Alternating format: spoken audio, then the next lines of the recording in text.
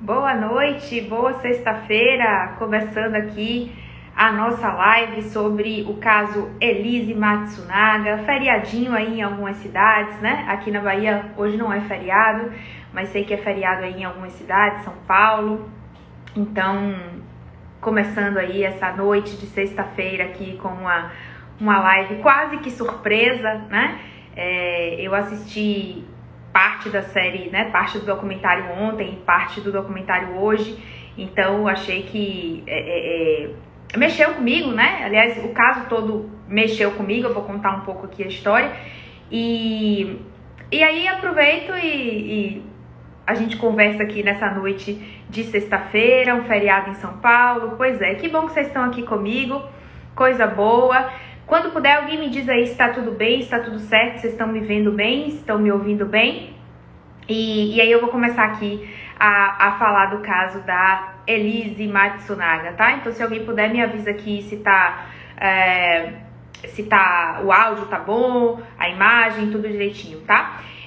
Pra quem não viu, né, a série, assim, eu acho que eu nem considero spoiler, né, porque todo mundo sabe o final da história, né, então, assim, o que eu vou falar aqui são as minhas análises, mas, na verdade, mesmo pra quem não viu todo, ou mesmo pra quem está vendo ainda, né, na verdade, a Netflix lançou esse documentário ontem, então tá bem fresquinho ainda, imagino que muitos não tenham visto, mas, assim, pelo menos na minha visão, né? Eu não acho que nada aqui é necessariamente um spoiler, até porque o desfecho desse caso é bem conhecido e já é dito logo o desfecho, né? No primeiro episódio. Então, assim, não tem nenhuma revelação extra, né? Muito diferente daquilo tudo que a gente acompanhou na mídia em 2012, tá? Então, eu acho, na minha concepção, né? Que mesmo quem não viu tudo, quem não viu nada, enfim... não vai ter necessariamente um spoiler, tá? Pra quem tá chegando agora, eu vou falar sobre a série Elise Matsunaga, Era Uma Vez um Crime, tá? Que estreou ontem na Netflix, certo? Então, a gente vai conversar um pouquinho sobre o documentário da Elise Matsunaga, tá? Eu vou fechar os comentários aqui, no final eu abro de novo, certo? Pra eu não ficar me distraindo aqui. E no final eu abro novamente pra gente poder conversar um pouquinho e eu saber como é que vocês viram aí as minhas impressões. Eu anotei muitas coisas, até imprimi aqui. Anotei muitas coisas porque, assim, à medida que eu ia vendo o documentário, eu ia anotando no bloco de notas, né? Primeiro, assim, esse crime aconteceu em 2012, tá? Foi o crime de um grande empresário brasileiro, né? Filho do dono, na verdade, né? Herdeiro das empresas IOC, né, que é a empresa de alimentação aí, enfim, tem pipoca, né, tem um monte de coisa aí que a gente consome ainda até hoje.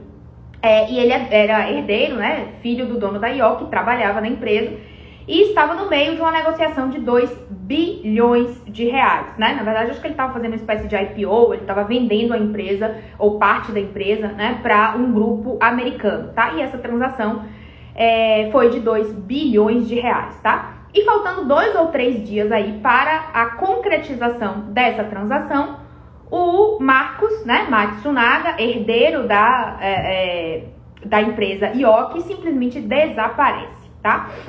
Bom, então essa é basicamente a história, né? Depois a gente vai descobrir, né, ao longo de 2012 ali as notícias vão aparecendo e a gente acaba descobrindo que ele foi encontrado morto, né, esquartejado, com os membros separados. Então primeiro se encontrou uma perna, depois se encontrou um braço, depois se encontrou um tronco e por último a cabeça, um negócio bem macabro assim, né. E eu me lembro que na ocasião, foi em 2012, né, eu tava grávida da minha filha, eu morava na Inglaterra. E eu não tava no Brasil, enfim. E essa notícia chegou lá, né, pela BBC de Londres, e eu fiquei assim chocada. Eu falei, meu Deus, uma brasileira, né, tipo, um caso desse no Brasil e tal. E eu lembro que os meus colegas da universidade, eles, no dia seguinte que saiu a notícia lá na BBC de Londres, né, que ela tinha matado, esquartejado, desmembrado o corpo, ficaram assim chocados e vieram falar comigo e tipo, nossa, você viu o que aconteceu no seu país e tal? Eu falei, vi, enfim, né? Então assim, foi algo que me marcou a época porque chegou a ser noticiado lá fora. Bom, enfim, eu queria começar falando sobre o título, né, que a Netflix escolheu aí pro documentário. A Netflix não, né, os produtores do documentário. O título é Era Uma Vez um Crime. E eu achei bem interessante, né, porque faz uma alusão aí aos contos de fada. e a vida de princesa, que o tempo todo, né, muitas pessoas ao longo do documentário falam, não, Elise tinha uma vida de princesa, Marcos tratava ela como uma princesa, ela era uma princesa, né, então eles fizeram, né, esse trocadilho aí de colocar era uma vez um crime, né, se referindo aí aos contos de fada e a suposta, né, entre aspas aí, que a gente descobre que não era tão de princesa assim a vida dela, mas a suposta vida de princesa que ela levava, tá? Eu acho que tem muitas questões que a gente pode discutir previamente a questão do crime em si, tá? Que eu vou chegar lá. Mas antes da gente chegar no crime em si, eu acho que tem algumas questões aí que são interessantes, né? A gente observar ao longo do documentário, tá? A Elise era prostituta, né? Era garota de programa de luxo. Inclusive, ela conheceu o Marcos assim. Ela oferecia os serviços num site, né? De garotas de programa. E o Marcos contratou o serviço dela, ainda casado com outra mulher, né? Ele foi casado e tinha uma filha com essa primeira mulher, tá? E aí conheceu a Elise nesse site, né? De garotas de programa. E marcou encontros com ela, enfim, começou a sair com ela e tal. E acabou se apaixonando, largou, né? A esposa e casou com a Elise, tá? E aí, no julgamento, né, e até ao longo do documentário mesmo, a gente vai vendo falas, né, dos amigos do Marcos. Tem um amigo que, não sei se é argentino, né, ele fala espanhol. Aquele melhor amigo dele, que aparece muito, né, no documentário.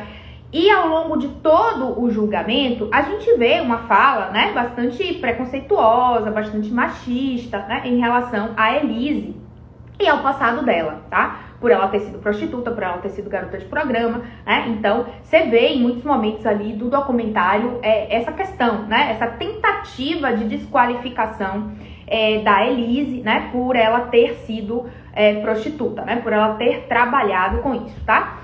Então, assim, eu acho que muitas vezes as pessoas, elas se apegam enfim, a gente dá enfoque no que a gente quer dar enfoque, né? Obviamente. Então eu quis começar falando sobre isso, porque eu acho que esse é um ponto importante do documentário, né? Eu acho que esse é um ponto importante do julgamento da Elise, né? Muitas pessoas falaram que foi um julgamento extremamente machista. Eu concordo, né? Mas eu não acho que foi pelo machismo, né? Ou foi pelo fato dela ter sido desqualificada como prostituta que as coisas se encaminharam do jeito que se encaminharam, né? Até eu acho que o julgamento dela...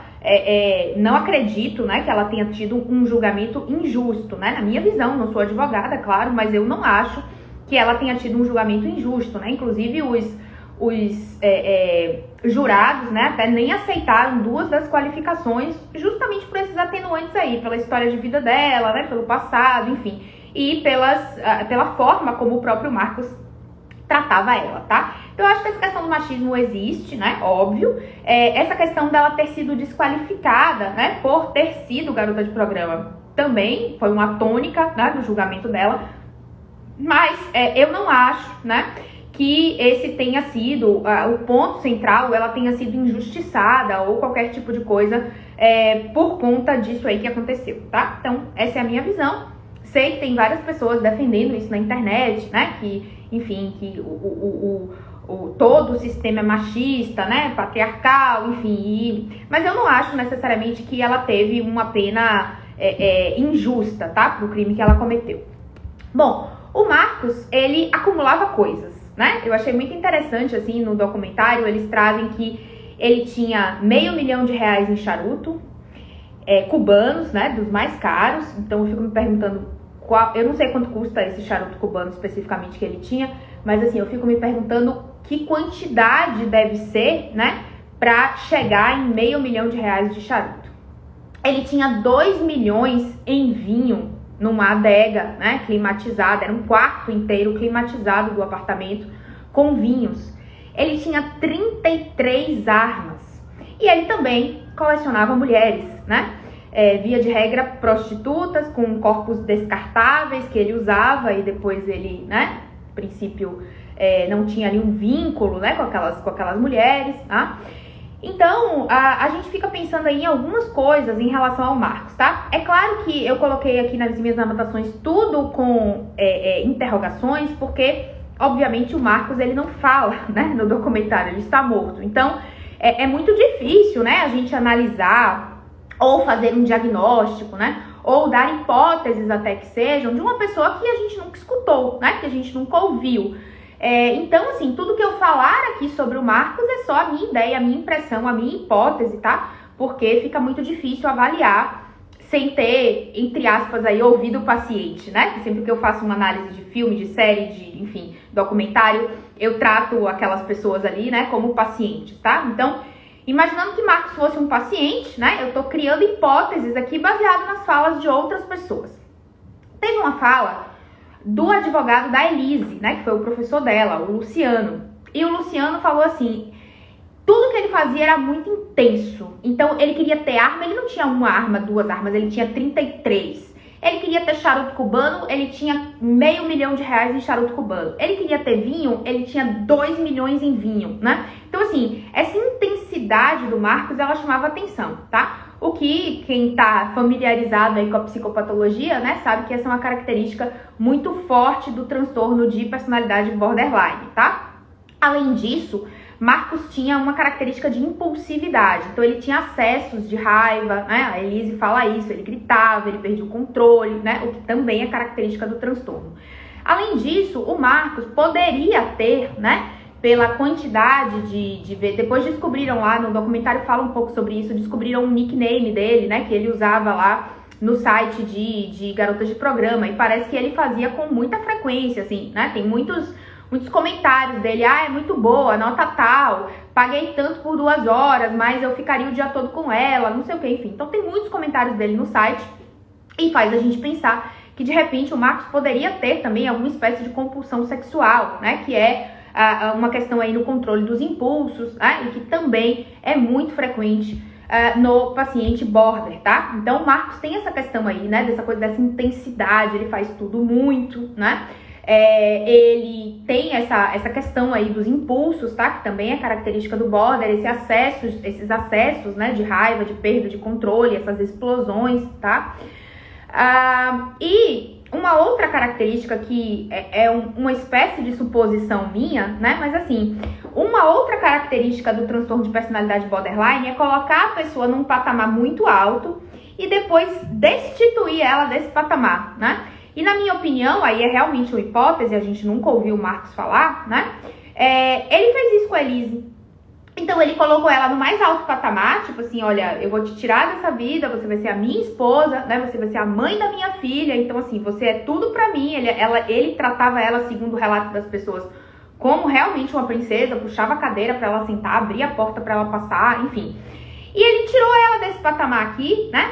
E jogou ela pro chão, né? Substituindo ela por outra moça, também garota de programa, chamada Natália, e chegando, né, a dizer, assim, verbalmente pra ela, segundo a Elise, né, segundo o relato da Elise, sempre a gente tá aqui numa perspectiva do relato dela e de outras pessoas, que Marcos, né, disse pra ela, eu vou mandar você de volta pro lixo que você veio, né? Então, assim, ele, obviamente, sabia da origem dela, né? Ela não escondeu a origem dela, ela não disse de onde ela vinha, o que ela fazia. Inclusive, ele conheceu ela nessa circunstância.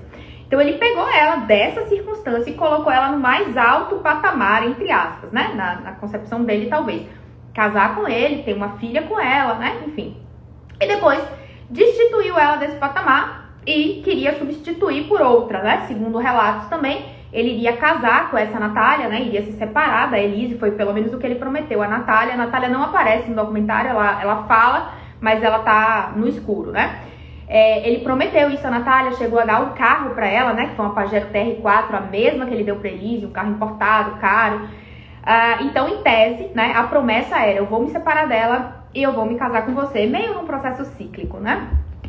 Uma coisa que a gente efetivamente vê no documentário é um pequeno descontrole ali do Marcos no elevador, tá? Ele desce pra pegar a pizza e na hora que ele tá no elevador, ele chuta a parede do elevador, né? Como se eles já estavam discutindo, segundo também o relato da Elise, né? Quando ele chegou em casa, ela veio do aeroporto e chegou em casa com ele, ela revelou que ela já sabia que ele tinha um amante, né? Que era a Natália, que ela tinha colocado um detetive. E aí ele desce, no meio dessa discussão, ele desce pra buscar uma pizza pra eles jantarem. E ele, na hora que ele tá descendo do elevador, ele chuta, né, com força, assim, com raiva, a parede do elevador ali, a caixa, né, do elevador. E depois, quando ele volta com a pizza na mão, a gente vê ele claramente, assim, aborrecido, né? Ele se encosta, assim, na parede, na caixa do elevador e fica, assim, de cabeça baixa, né? Então, isso a gente consegue observar do comportamento dele, talvez mostrando um pouco, né, essa oscilação aí, que também é característica do border, tá? Então, a minha hipótese para o Marcos, e aí eu vou reforçar aqui a ideia, né? A gente não tem como fazer um diagnóstico preciso do Marcos, porque a gente não escutou ele falar, né? Não tem nenhuma entrevista dele anterior, claro, né? No documentário, e obviamente ele não tinha como ser entrevistado porque ele estava morto. Então, a gente não vê o Marcos falando, e é complicado, né? A gente trazer qualquer hipótese quando a gente não observa a pessoa, né? E vê ali a sua fala, tá? Então, a minha hipótese para o Marcos é que ele tinha pelo menos traços, né, do transtorno de personalidade borderline. Se não, possivelmente até eu acho que ele fecha até o diagnóstico, tá? Mas, assim, como a gente não viu, como a gente não observou, né, como ele não aparece no documentário, a gente só pode fazer essas considerações a partir das falas, né, tanto da Elise quanto de outras pessoas que estão ali no documentário, tá? Pra mim, agora vamos falar um pouco do crime. O crime, pra mim, é dividido em duas partes, certo? A primeira parte é o tiro. E a segunda parte é o esquartejamento e desmembramento. Então, pra mim, a gente tem dois crimes, digamos assim. A gente tem duas partes desse crime que, inclusive, poderiam ter sido cometidas por pessoas diferentes. Chegou-se a pensar, né, o documentário traz isso também, que teria uma terceira pessoa que teria ajudado a Elise, mas isso nunca ficou provado e ela também nega, ela diz que ela fez tudo sozinha, enfim. Então a gente vai partir do princípio que foi a Elise mesmo que fez as duas partes, certo? Mas assim, são partes muito diferentes de um crime, né? E tem justificativas muito diferentes para essas duas partes. Primeira coisa, a acusação, né, alega que foi um crime premeditado. Eu acho o seguinte, se foi premeditado, foi muito mal premeditado, né? Porque vamos combinar. Beira a inocência a forma como ela tentou ocultar esse cadáver, tá? Beira a ingenuidade, né? Me lembrou até a história dos Nardoni, né? Que também tentaram, entre aspas, ocultar o cadáver ou se livrar do crime de uma maneira quase pueril, né? Cortar e jogar a criança lá embaixo, né? Então, do mesmo jeito, ela tentou se livrar, entre aspas, desse corpo, desse cadáver, de uma maneira ingênua, né? Assim, ridícula, né? Vamos cortar tudo aqui em pedacinhos, vou botar no saco de lixo que tem na minha casa, né? Que no caso vão associar rapidamente, vou espalhar por aí e assim, né? Num percurso que ela sempre fazia, com a licença de carro vencida, né? Que ela poderia ter sido parada e foi parada, saindo com as malas pelo elevador, com a câmera para ficar registrado, ou seja, bastante inocente, né? Bastante uma falta de elaboração, assim, né? Em relação a essa forma de se livrar, principalmente do corpo. Então, eu não acho que foi premeditado, né? Eu acho que a forma como ela fez até beirou a ingenuidade, né? Beirou a puerilidade, assim como no caso dos Nardoni também, que é outro crime terrível, né? E eles também nunca falaram, não falam, negam veementemente o crime, enfim. É outro caso também que daria uma série muito boa. Eu acho também que o crime foi facilitado pelas 33 armas espalhadas pela casa, né? Essas armas, elas ficavam em vários cômodos da casa, porque eles tinham medo que o apartamento fosse invadido, né? Já que o Marcos Matsunaga era bilionário, né? Então, eles tinham medo, né? De sequestro, de assalto e tal, e essas armas ficavam espalhadas. O próprio Marcos ensinou a Elise, né, a atirar, levava ela para caçar, né? Então, ela caçava com ele, fazia essa secção, né, do corpo dos animais aí com ele. Então eu acho que essa questão aí de ter armas espalhadas pela casa, né, acabou favorecendo a impulsividade da Elise de ir no meio de uma discussão, no meio de uma briga, né, se sentindo ameaçada. E eu, honestamente, assim, a minha interpretação, tá? Não acho que houve uma ameaça física, que ele ia matar ela, por exemplo. Não acho. Eu acho que era mais uma ameaça da perda daquele amor, né? Eu vou perder este homem ele vai me trocar por outra pessoa numa condição semelhante, né? A minha história, tipo, ela também era garota de programa, ela também tinha recebido um carro dele, do mesmo carro, inclusive. Então, enfim, era uma substituição, assim, era praticamente, né, tirar uma e botar outra. E eu acho que diante dessa perda de amor, né, ela num ato impulsivo, de fato, sem pensar, não acho que houve premeditação, cometeu a primeira parte do crime, né, que eu acho, né, que nunca se justifica o crime, né, assim, eu acho que existiriam 1000 outras formas dela fazer isso, se separar, pedir ajuda à família dele, né, e eu acho que ela seria acolhida, né, tinha uma filha com ele, enfim, teriam muitas outras formas, tá, mas de maneira impulsiva, né, sem pensar, ela foi lá e deu um tiro. Até aí, a gente consegue compreender, né, a lógica de raciocínio, um relacionamento abusivo, né, eu acho que é muito importante, até anotei aqui pra falar sobre isso, assim, essa questão do relacionamento abusivo, sim, eu não acho que isso, a gente não deve considerar isso, né, eu acho que sim, a gente precisa considerar isso. Ele dizia que ela veio do lixo, ele dizia que ela era prostituta, ele dizia que a família dela era um horror, né, enfim, ela tinha vários problemas, o padrasto abusou dela sexualmente. Então, assim, uma história toda muito difícil, ele humilhava ela por conta disso, né? Ele é um cara muito rico, muito, né, poderoso, enfim. Humilhava ela por conta disso, né? E, claro, né, você viver com essa pressão o tempo todo é muito difícil. Algumas pessoas são mais frágeis, né? Eu vou até discutir um pouco o diagnóstico da Elise aqui também. Algumas pessoas são mais frágeis e aí acabam, de certa forma, né, cometendo atos impulsivos aí sem pensar diante dessa situação de pressão, né? E de sufocamento que é um relacionamento abusivo. Ela chega a falar na série que ela se sentia sufocada, que ele era muito ciumento, né? Que ele ficava atrás dela, ligava de 40 em 40 minutos, pedia pra falar com a amiga que ela tava fazendo um trabalho de grupo, né? Então, assim, claramente um relacionamento abusivo, né? Tanto dito pela Elise quanto dito por outras pessoas que conviviam ali com o casal, tá? Então, assim, eu acho compreensível que nessa situação, tá? Na condição psicológica da Elise, por tudo que ela passou, por toda a vida difícil que ela teve, pelo possível diagnóstico que eu vou levantar aqui, a gente consegue compreender essa parte, tá? Se descontrolou, teve uma briga impulsiva, pegou a arma, pá, deu um tiro. Ok, compreendemos. E eu acho, inclusive, que a visão dela para a sociedade e até a pena dela, né? Em termos de anos mesmo de prisão, teria sido muito mais fácil, muito menor. E aí, vem a segunda parte do crime, né? Que foi, ela arrastou o corpo para um dos quartos da casa e ela esquartejou o corpo, desmembrou o corpo, né? Tirou os membros, separou braços, separou pernas, né? Deixou só o tronco, separou a cabeça.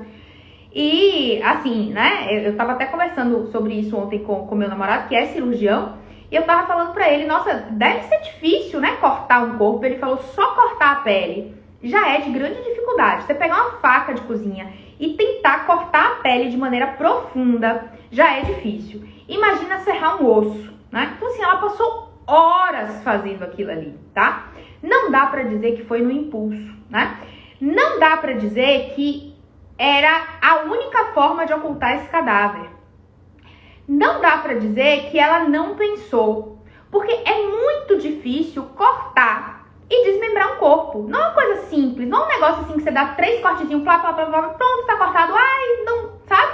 É muito difícil. Eu cheguei a pensar em alguns momentos se ela não teve uma espécie de dissociação, né? Se ela não teve ali, sei lá, uma catatonia, uma dissociação, alguma coisa que fizesse ela meio que perder a conexão ali com a realidade, né? Depois do choque, depois do susto de ter matado, pra fazer aquilo. Porque, honestamente, é chocante, né? É chocante você encontrar partes de um corpo humano, né, espalhados no mato, assim.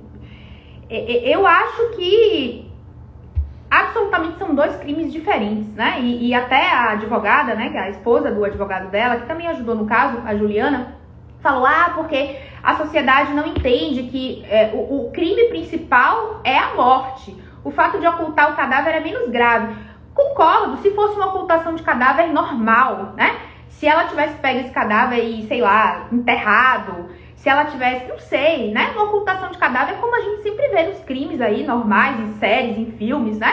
Queima, coloca no quintal de casa, não sei, mas desmembrar, esquartejar, sabe? Cortar em pedacinhos, assim, ainda que, do ponto de vista da materialidade do crime, né? Quando a gente tá falando de direito penal, seja muito mais grave o fato dela ter matado, mas a forma como ela escolheu, entre aspas, para ocultar esse cadáver foi muito terrível, né? Foi muito chocante, assim. Então eu acho que a gente tem 2 crimes aí, tá? O tiro em si, que eu acho que é possível da gente compreender, né? A impulsividade, o sem pensar, o calor da discussão, um monte de arma espalhado pela casa, vai lá, pega, pau, deu um tiro. O que a gente não consegue compreender de forma racional e lógica é a forma como ela escolheu, né, para tirar aquele corpo de dentro de casa, tá? O tempo que ela passou ali cortando o corpo, esquartejando e tirando os membros, né, e cortando a cabeça, enfim. Ela fala até no documentário que ela tinha muitos sonhos, né, com a cabeça do Marcos cortada e ensanguentada falando com ela, né? Imagino que deve ser uma cena dantesca, né? De fato, é uma coisa que a pessoa não vai conseguir esquecer nunca mais. Bom, e uma coisa interessante, assim, que eu vi, né, no documentário, que a Elise aprendeu a costurar na cadeia, né? Em vez de comer a ironia do destino. Ela cortou o marido todo e ela aprendeu a costurar, né, na cadeia. É uma coisa bem simbólica, assim, né? Uma coisa bem... enfim, a gente poderia pensar aí na simbologia disso, né? O fato dela ter cortado alguém e ela ter ido, talvez por escolha dela, né, costurar na cadeia. Achei quase engraçado, né? Pra não dizer trágico se não fosse cômico, né? Uma coisa que eu achei, né, o documentário, assim, de maneira geral, claro, tentou humanizar a Elise, né, foi a primeira vez que ela falou, né, que ela falou sobre o crime, que ela falou diante das câmeras, que ela deu entrevista. Então, assim, o documentário tentou humanizar a Elise, como via de regra eles fazem, né, quando o ator principal ali é a pessoa que cometeu o crime. Tentou humanizar bastante, né, e uma das coisas que eu achei que eles tentaram fazer, assim, pra induzir, entre aspas, né, o espectador nessa humanização, né, da personagem Elise, foi trazer a história de vida dela, né, trazer que ela tinha sido abusada na infância, que ela teve que fugir de casa para fugir desse padrasto, que foi muito difícil, né, que ela passou 45 dias com conselho tutelar, depois voltou para casa da tia. Inegavelmente uma história dificílima, né? Uma história de abuso, uma história de você viver ali dentro de uma casa com alguém lhe espionando, você tomando banho e alguém olhando, você tomar banho com uma porta que ele propositalmente quebrou para que ele pudesse entrar e flagrá-la nua tomando banho.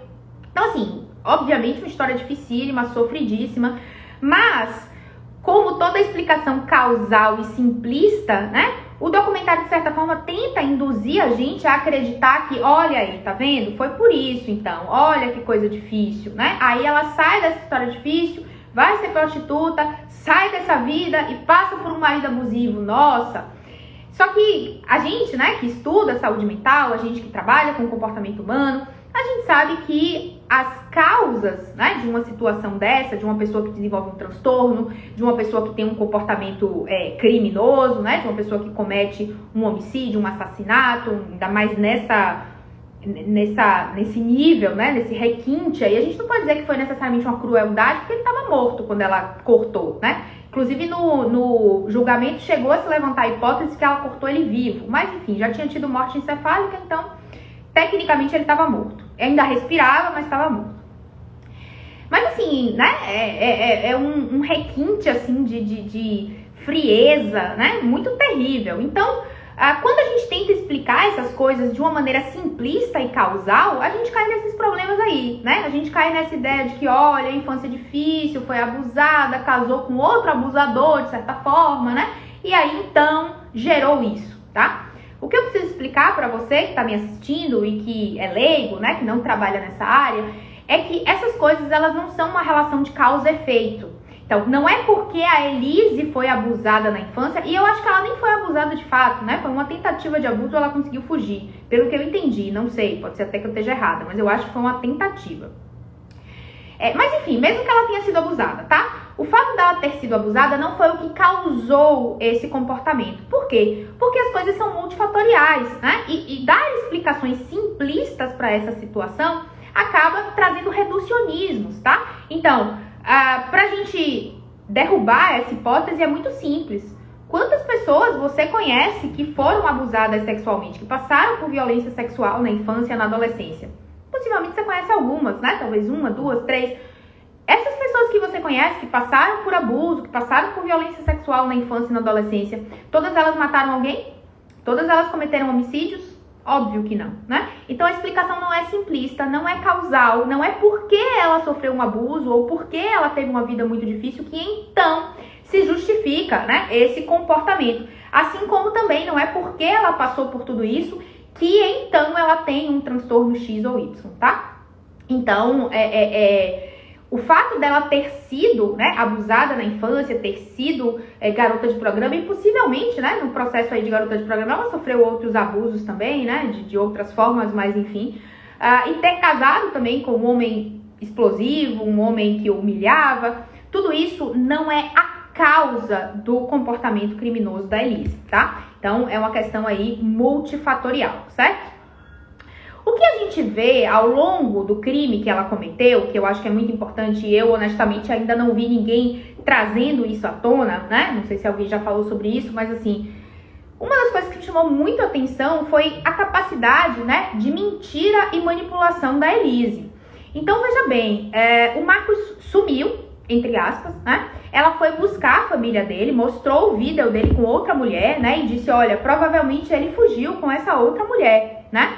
E a família ficou toda, assim, a mãe dele parece que passou até mal, né? Falou, nossa, eu nunca esperava isso do Marcos, né? Poxa, que coisa horrível, abandonar a família, não, você vai ter todo o nosso apoio, né? Então ela manipulou a família dele. Depois ela foi lá e conversou com o reverendo, né? Uma espécie de padre, pastor, não sei, que era o mentor deles ali, que ajudava no casamento. E falou com o reverendo, falou, olha, ele sumiu, né? Ele me largou por outra mulher e tal, papapá. E pra piorar a situação, ela não se contentou com isso. Ela entrou no computador do Marcos, né? Que provavelmente estava logado lá no e-mail, não sei, ou se ela tinha a senha do e-mail, não sei, não explica isso. E ela mandou um e-mail pro irmão do Marcos, como se fosse o Marcos, dizendo assim, olha, tá tudo bem, fica tranquilo, avisa a mamãe e a Elise que eu tô bem, mas eu não posso falar agora.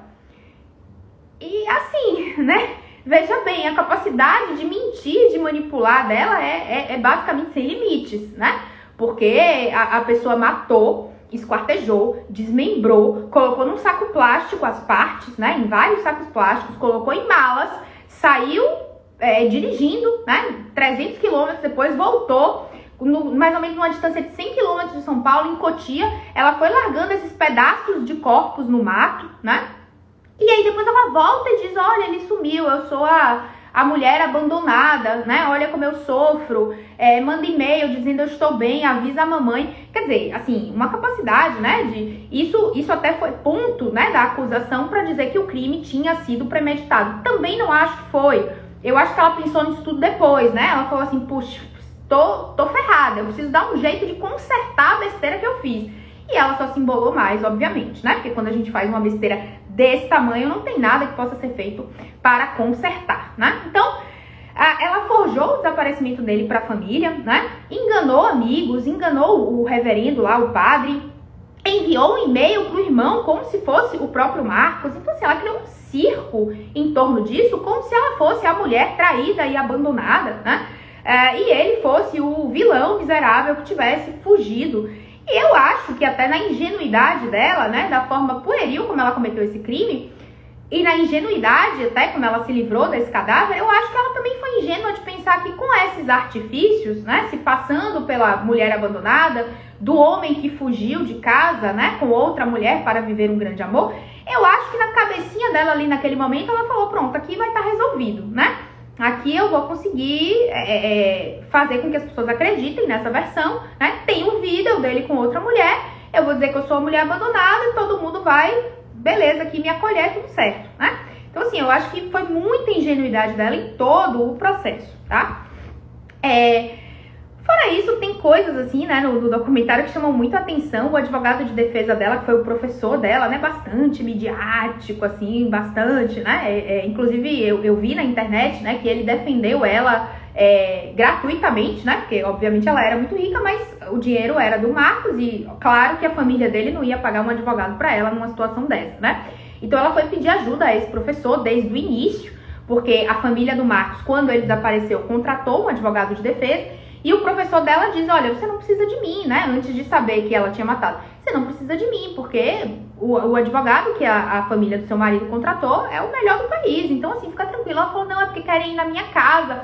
Eu queria que você me acompanhasse. E aí, o professor dela, né, o Luciano, falou, opa, tem coisa aí. E passou a acompanhar e defendeu ela até o final, né? Junto com a esposa ali, de certo modo, eles fizeram uma parceria ali, defenderam ela.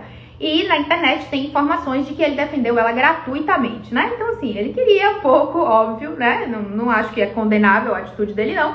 Mas ele bem midiático, ele queria fazer aí, né? Enfim, uma projeção boa, um caso que teve muita repercussão. Então, não deixa de ser uma projeção aí, né? Pra carreira dele.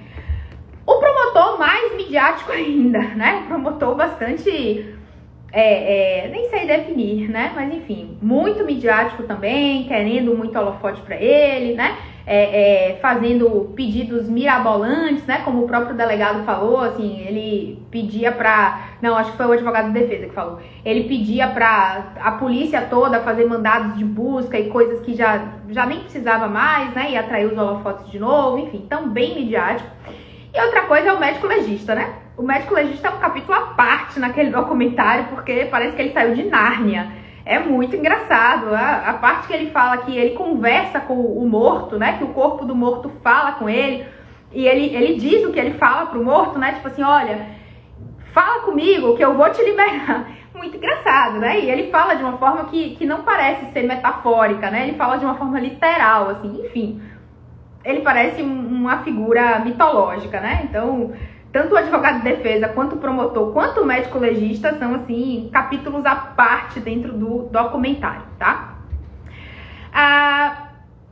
O que realmente mais me chama atenção, né, no crime todo da Elise é essa segunda parte, né? A frieza dela de esquartejar. E por isso eu tive até muita dificuldade de fazer o diagnóstico dela, né? Porque, pra mim, a primeira parte do crime tem um diagnóstico muito claro, ela tem um diagnóstico muito claro, mas essa parte não se encaixa, né? Não se encaixa em nada, porque, assim, a frieza de você cortar, né, um corpo, de você esquartejar, de você separar os membros, né? Enfim,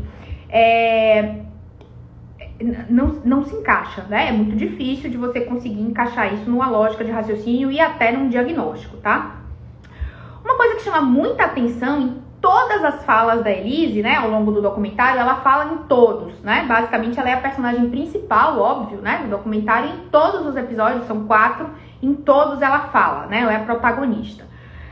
Uma coisa que me chamou muita atenção nas entrevistas dela e na fala da Elise foi a manipulação durante as entrevistas, né? Durante todo o documentário. Ela chega a infantilizar a voz em muitos momentos que ela tá falando, né? Então, em alguns momentos ela fala, porque eu e o Marcos... Então, ela chega a falar com a voz infantil. Às vezes ela esquece e ela fala com a voz normal, né? Tem uma hora que é muito engraçada, que perguntam sobre a cobra. O casal tinha um animal de estimação chamado Gigi, que era uma cobra. E aí, na hora que ela fala isso, ela perde um pouco a compostura e fala, muita polêmica em torno da minha cobra, bem debochada, assim, sabe? Então, às vezes, ela se passa um pouco, ela se perde ali na personagem, né? Ela tá ali o tempo todo interpretando a personagem, né? Aquela pessoa muito doce, muito fofa, né? Falando com uma vozinha assim. Mas aí, em alguns momentos, ela se perde, aí ela desliza, né? Nessa personagem, como no momento que ela fala da cobra. Na hora que eu tava assistindo, eu chego a levar um choque, porque ela dá uma risada debochada, assim, ha. Eu falei, uai, meu Deus, não é a mesma pessoa que tava falando nesse instante, né?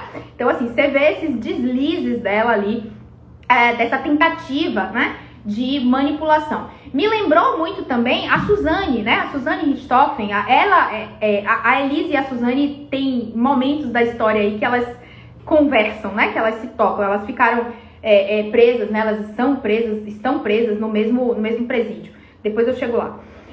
E me lembrou muito a Suzane, né? Não sei se todo mundo lembra aqui, mas a Suzane von Richthofen, que matou os pais, né? Junto com os irmãos Cravinhos, na sequência ela foi dar uma entrevista no Fantástico e ela aparece com uma blusinha de Mickey, sei lá, né? Uma blusinha assim de um personagem infantil, com um bichinho do lado e falando assim, muito mansinha, alisando o bichinho. Então a Elise, né, me lembrou um pouco essa imagem da Suzane doce, meiga, né, frágil, o que ela também tentou passar na hora do julgamento, tá? Então, pra mim, clara manipulação ali, né? Ela se perde nesse personagem em alguns momentos, como na hora que ela fala da cobra Gigi, né? Que é muito engraçado, ela se perde completamente no personagem dela, volta a ser quem ela é normal, né? Então ela infantiliza a voz, né? Ela força esse personagem doce, meigo, fofo, que não se sustenta, né, ao longo de todo o documentário, mas se sustenta em boa parte dele, né? Ela consegue manter esse personagem em boa parte do documentário, tá? Uma outra discussão, né, que a gente pode pensar aí com esse documentário é que ela saiu, ela foi condenada a 20 anos de prisão, né, 19 anos, 11 meses e blá blá blá, enfim, 20 anos, e ela saiu pro regime semiaberto com 7 anos, tá? Então ela cumpriu 4 antes de ser condenada, né, e obviamente o tempo que você cumpre antes do seu julgamento, isso é descontado, claro, justíssimo. Então ela cumpriu 4 anos, né, em 2016 ela foi julgada. Em 2019, ela foi para o semiaberto. Então, assim, se você pensar, para a gravidade do crime que ela cometeu, ela ficou 7 anos, né, no regime fechado. Hoje ela está no semiaberto, que significa que ela pode sair durante o dia, voltar à noite. E ela também tem direito a 5 saídas ao longo do ano para passar uma semana fora da cadeia, tá? Que é nesse momento aí que o documentário é gravado, né? Nessa uma semana que ela tá fora, que ela vai visitar a avó, né? Tudo isso é mostrado. É pouco, né? 7 anos pro crime que ela cometeu. Sei, não vou entrar no mérito dessa discussão, mas é a lei brasileira, tá? Ela não tá fazendo nada fora da lei, tá? Ela tá cumprindo aí o que ela tem direito e, óbvio, o advogado dela lança a mão dos recursos que ele tem pela lei brasileira, né? A gente poderia pensar, talvez, que se ela tivesse cometido esse crime nos Estados Unidos, talvez ela tivesse sido até condenada, né, à pena de morte. A gente não sabe, mas aqui no Brasil a lei é essa. Ela é ré primária, né? Ela não tem nenhum antecedente criminal antes desse evento. Então, assim, ela cumpriu os 7 anos dela lá, né? E agora ela tá no semiaberto, tá? Bom, qual é o meu diagnóstico para a Elise Matsunaga? O meu diagnóstico para Elise é que ela tem um transtorno de personalidade borderline, tá? Ela deseja desesperadamente, loucamente, esse amor do Marcos. E quando ela viu que ela ia perder esse amor, né, foi meio que aquela ideia, você não vai ser meu, você também não vai ser de ninguém. Ela foi lá e matou ele por impulso, tá? Então a questão da impulsividade é uma característica do border. Você pode me perguntar, matar é uma característica do border? Não. Mas a impulsividade tá claro? Então assim, eu não acho que ela premeditou, eu não acho que ela pensou nesse crime e falou assim, vou matar, quero matar, né? Então não houve essa coisa do antissocial, né? O antissocial vem, inclusive, de um histórico de crimes. Então eu não acho que ela tem transtorno de personalidade antissocial, né? Ela nunca tinha cometido crimes, nunca tinha se envolvido com a polícia, nunca fez uso de droga, pelo menos não fala no documentário. Então assim, eu acho que ela não tem nenhum critério, né? Fora o fato de ter cometido um crime hediondo e terrível, mas fora isso, ela não tem nenhum critério para preencher um diagnóstico de antissocial, tá? Então, eu acho que o tiro, né? Ter atirado no próprio marido foi muito mais... Uma coisa que também me chamou atenção em relação a isso foi quando o argentino lá, o amigo do Marcos, que eu não sei se é argentino, tô chamando de argentino, mas enfim, o que fala espanhol, né? Perguntou a ela por que você matou esse viado, né, o animal, e tinha a cabeça exposta na casa deles. E aí ela falou, eu matei pra manter ele perto de mim. Eu achei isso muito significativo, sabe? Porque assim, ela queria tanto o Marcos perto dela, ela não queria de modo algum perdê-lo, né? Então ela matou, de certa forma, como ela fez com o viado, pra manter ele perto dela, tá? Então eu achei essa fala do amigo do Marcos, né, que fala espanhol, eu achei muito significativa, né? Porque a gente pode fazer aí um paralelo, né, com o crime. Ela não matou porque ela é uma pessoa que vem cometendo delitos ao longo da vida e esse foi mais um, né? Ela não matou pelo dinheiro. Essa foi uma das alegações da acusação que eu discordo absurdamente. O dinheiro ela já tinha. O que ela não tinha e ela queria e ela não queria perder era o amor do Marcos, tá? Então, pra mim, foi um caso típico aí de um paciente border, né? Que matou no impulso, que matou sem pensar e falou, olha, se não vai ser meu, não vai ser de mais ninguém, você vai ser meu até o fim, e o fim é agora, né? Meio que a ideia é mais ou menos essa. Então, o dinheiro ela já tinha, né? O que ela não tinha era o amor, e era o que ela queria resgatar. Então, do mesmo jeito que ela fez com o animal, né? E disse, matei pra manter ele perto de mim, fez com o Marcos também. Matei pra manter ele perto de mim, tá? O que não casa, né? O que não encaixa no diagnóstico de border é o fato dela ter esquartejado o corpo, desmembrado o corpo, né, por horas, porque como eu falei, não é uma coisa de impulso, né, você não consegue desmembrar um corpo e esquartejar o corpo no impulso, são horas serrando ali e cortando, né, e eu imagino o esforço que ela fez. Então, isso aí fica meio dissociado, assim, né? A gente não consegue dar uma explicação para esse comportamento dela. Ela tampouco explica isso no documentário, ela só fala, eu precisava ocultar o cadáver, eu precisava tirar aquele corpo do meu apartamento, né? Enfim, não explica, de fato não explica o comportamento dela, tá? E aí eu pensei, né, nessa hipótese, o border ele pode dissociar eventualmente, né, numa situação muito grave, assim, ele pode dissociar para quem não é da área, né? Meio que você perde um pouco a consciência, assim. Você tá ali fazendo a coisa, mas você despersonaliza, né? Você não sente que é você fazendo aquilo. Talvez seja a única justificativa plausível, né? Pra ela ter feito isso. Porque muita gente me perguntou hoje aqui na caixinha do Instagram e eu não quis falar, né? Justamente porque eu ia fazer a live. Pra mim, o diagnóstico de personalidade antissocial é descartado na Elise. Tá? Por quê? Porque ela não tem nenhum histórico de crime, zero. Ela não tem nenhum envolvimento com a polícia, ela não tem uso de substância, não tem tráfico, não tem nada, entende? E ela veio de um ambiente, né, assim, da prostituição, que em tese o uso de droga, problema com a polícia, acaba sendo algo, né, que pode acontecer, enfim, não é algo, meu Deus, nunca acontece. É um ambiente ali, né, que pode acontecer. E nunca houve, entendeu? Pelo menos o documentário não relata. Então, com a informação que a gente não tem como dizer que a Elise tem um transtorno de personalidade antissocial, porque na história de vida dela, desde a infância, adolescência, né, vida adulta, não tem nada que remeta, né, a essa questão do antissocial. Então, assim, a tônica, né, do caso Elise, né, é mentira, manipulação, que, né, é a característica principal ali dos transtornos de personalidade do grupo B, né, que é antissocial, border, narcisista e histriônica, tá? E pra mim, a minha aposta é que a Elise Matsunaga tem um diagnóstico de transtorno de personalidade, ou de transtorno de personalidade borderline, tá? Eu descarto o antissocial por conta do histórico de vida dela, né? A gente não tem nada aí que faça, né, a gente pensar num diagnóstico de antissocial, tá? Então, eu aposto, né, eu diria que o diagnóstico dela é de border, tá? Algumas pessoas, né, elas têm tentado transformar aí, depois do documentário, a Elise numa espécie de Marte, de heroína, né, feminista enfim, né, tem tentado elevar ela a um outro patamar, olha, ela sofreu tanto, né, e aí ela sair de um relacionamento, eu ouvi algumas pessoas falando isso, sair de um relacionamento abusivo é muito difícil. Eu entendo que é muito difícil, mas assim, existem muitas formas de fazer isso.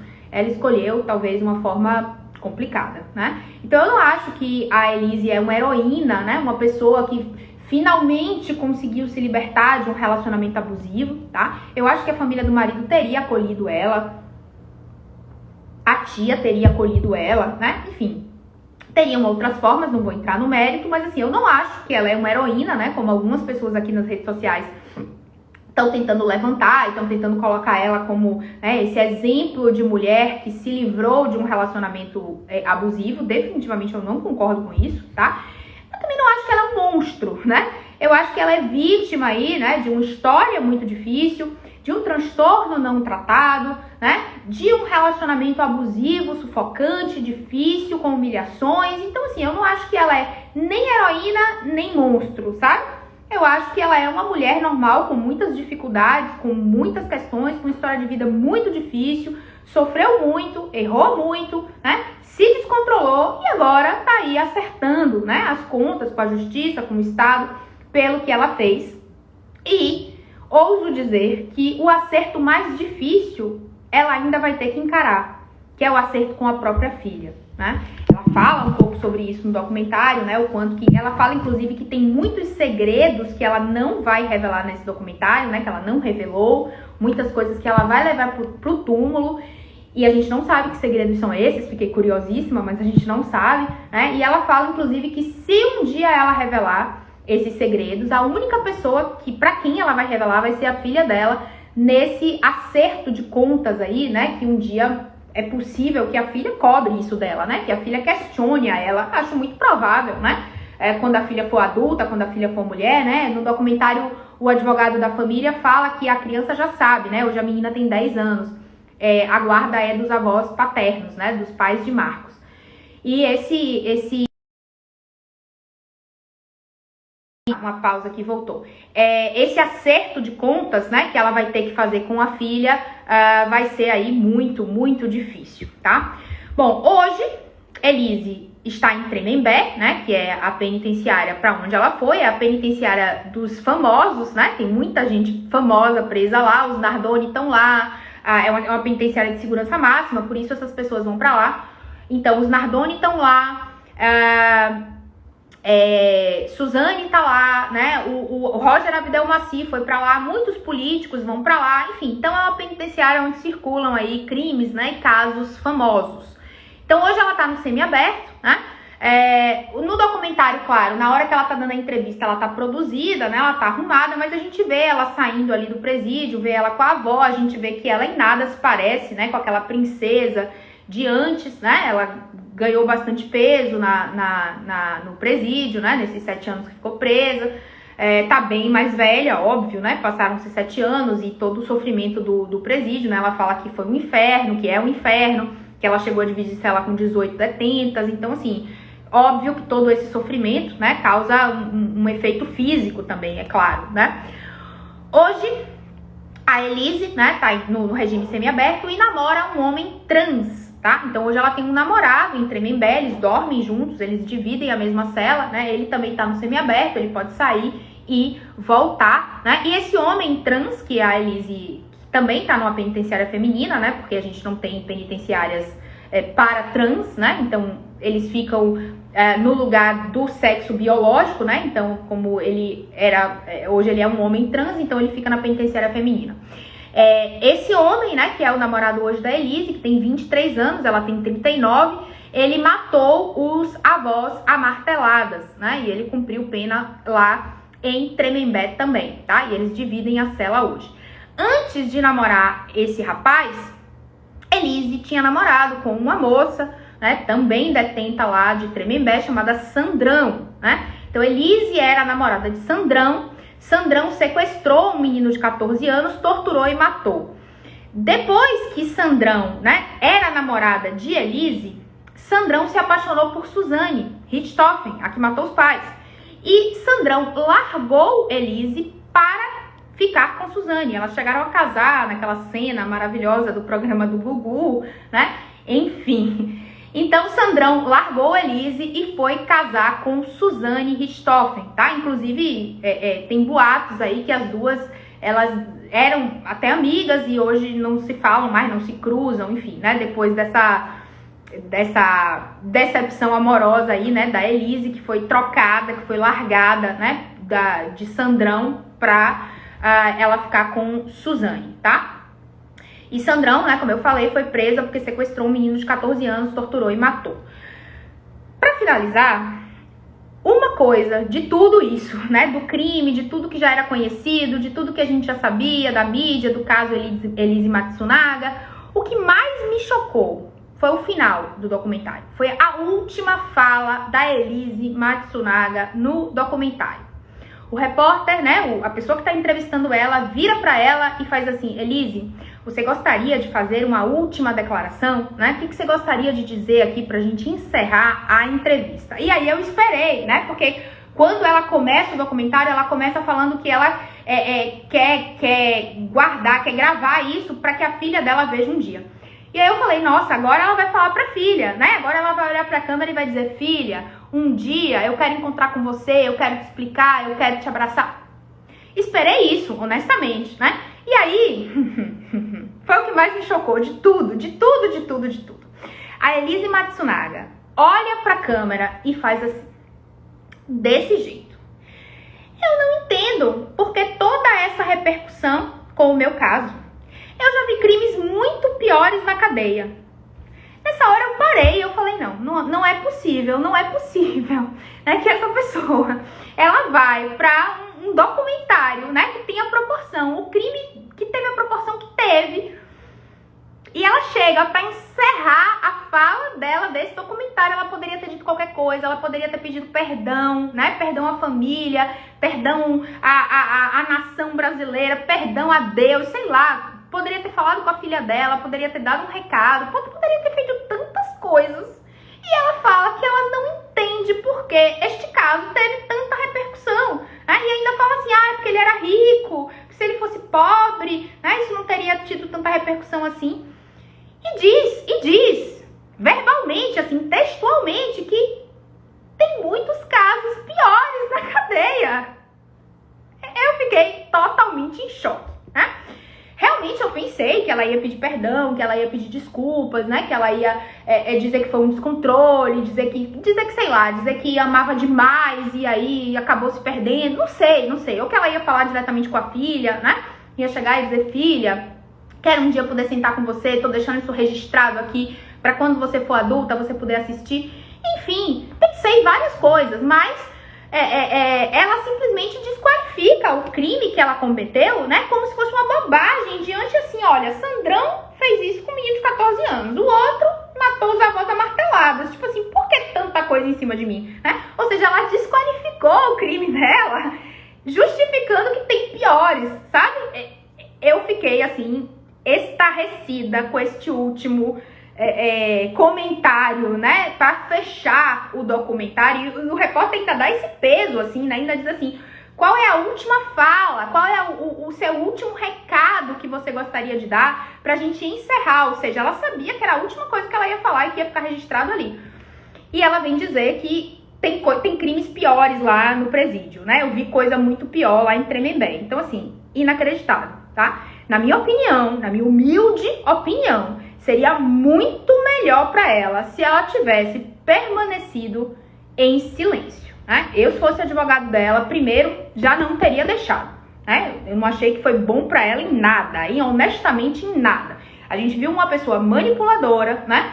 A gente viu uma pessoa que inventou mentiras ao longo de toda a história, né? Desde o princípio, tentando consertar o que não tinha conserto.